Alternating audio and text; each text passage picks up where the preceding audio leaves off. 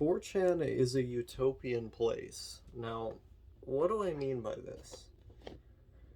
I feel like a statement like this arouses, several immediate conclusions in the viewer. That a statement like this sounds almost innately incoherent, correct? But I think, when given some thought, the statement 4chan is a utopian place actually both has a lot of merit and is worth giving some thought. There's this idea, this prevailing idea of free speech absolutism, in America at least. Like, the idea of being a free speech absolutist is really coveted in our culture. We treat it as though it's a virtue in general, as a rule. But I think seldom do we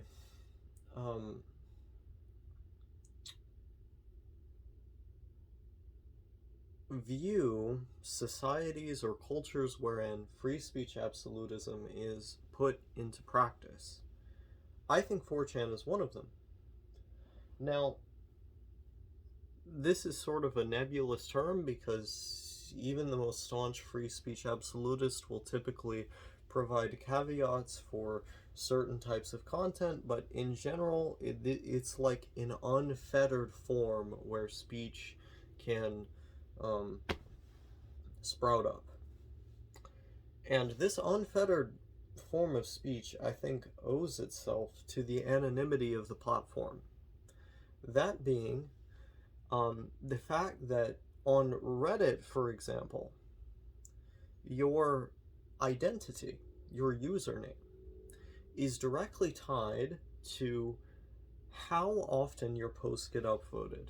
And your posts will get upvoted to the top, and eventually when people begin recognizing that username and the opinions and connotations that come with it, they'll immediately upvote that post solely on the basis of the fact that your identity is associated with it.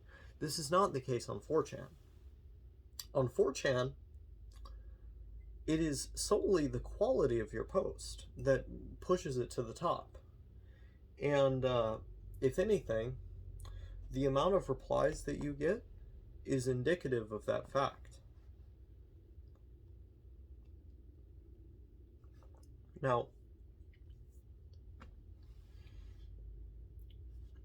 in a practical sense, I don't think this could exist anywhere in the real world. Like, when we think of utopia, we think of something that is far off in the distance, perhaps unachievable, but nonetheless extremely idealistic. Like, I think the notion of free speech absolutism is one of these idealistic things. It seems far off in the future, unachievable, unattainable. But 4chan embodies that. And in that sense, it's a utopian place, because it's a place wherein unfettered free speech can actually flourish, not just fall beneath the cracks, not just fall into obscurity, but rather sprout its way all the way up to the top. And in fact, the anonymity and the way that the system is designed is such that this sort of transformation can take place.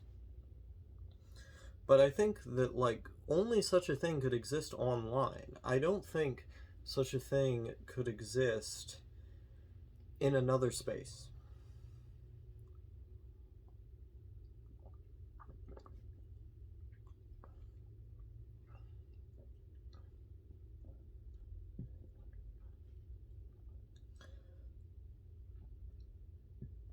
Like, recently someone attacked me for a thumbnail I made for a video where the anime character Osaka basically exclaims that Dugin, that being the philosopher, the fascist philosopher Alexander Dugin, was right, and that Ukraine was Russia's rightful land. These are nonsense claims.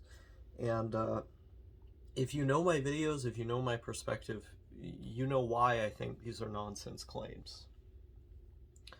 I posted a video with a thumbnail that contained these ideas. And I got a comment, or I got a message from someone that was basically like, this is dangerous. This is stochastic terrorism. This influences people who are fence sitters on fascism. And as such, causes events like the attack on Paul Pelosi to occur. And as such, it encourages the kind of ideology that would lead to World War III. I had several problems with this, not the least of which being the idea that you're basically policing yourself. Like, I'm an anarchist. I believe in the idea of abolishing all police. But one characteristic of my ideology that I don't often talk about is this idea that we should abolish the police that are in our heads. Like, in what universe does it benefit me to seriously view like these like broadly sweeping effects on society as things that directly impact me? The ideology of the person who attacked Paul Pelosi, let's assume that I directly influence that guy. How does that affect me? It doesn't. It literally doesn't. And so I tend to think about these things in terms of my self-interest. In my own self-interest, what's in my own self-interest is to not just abolish the police broadly speaking, but also to abolish the police in my head. That is, the entities that tend to tell me to think in a certain way, that I should self-censor, that I should control my speech for this or that end. These are coercive forces in nature, right? And I don't think those things are good. So freeness, in the freedom in experimenting in thought, is something that is bestowed upon a wide variety of political ideologies, not just my own, which is quite, far left in nature, but upon everybody.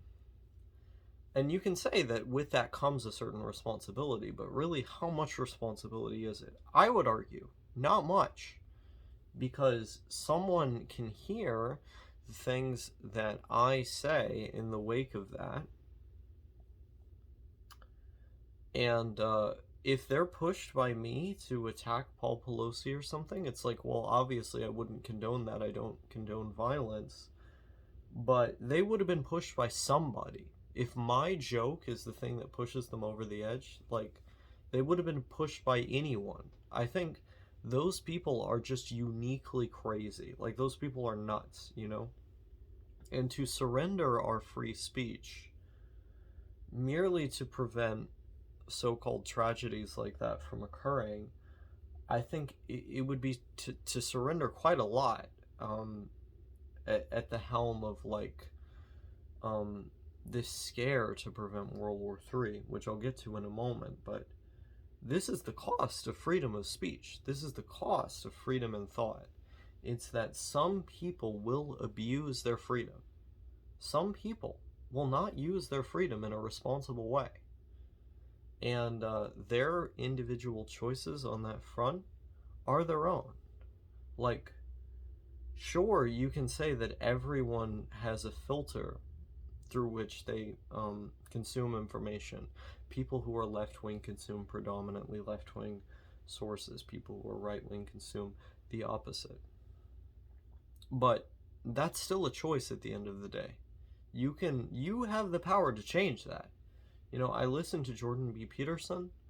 I listen to Moldbug. I listen to Dugan, and these sorts of figures. Not just figures who are kind of comically bad at arguing for their ideology, who I can easily strawman, but figures who are very pointed, very intelligent in arguing for their ideology. And at the same time, I consume a wide variety of news sources and a wide variety of academic studies through which I can, disseminate information and come to my own conclusion. Most people aren't going to do that. I understand that most people don't have the time to do that. But that doesn't mean that they don't have the choice. Like, this is the thing, right? Like, they can choose at any time to do this. So whether or not they do is their own decision. But I don't think we should give up that core value, that fundamental value, in efforts to, like, save Paul Pelosi or whatever, I think that's putting the cart before the horse. In addition to this,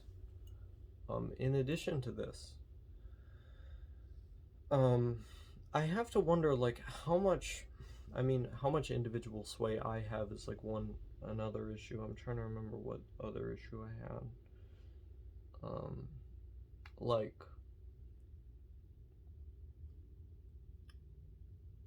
Yeah, it's their individual choice what they do, and that's the cost of freedom.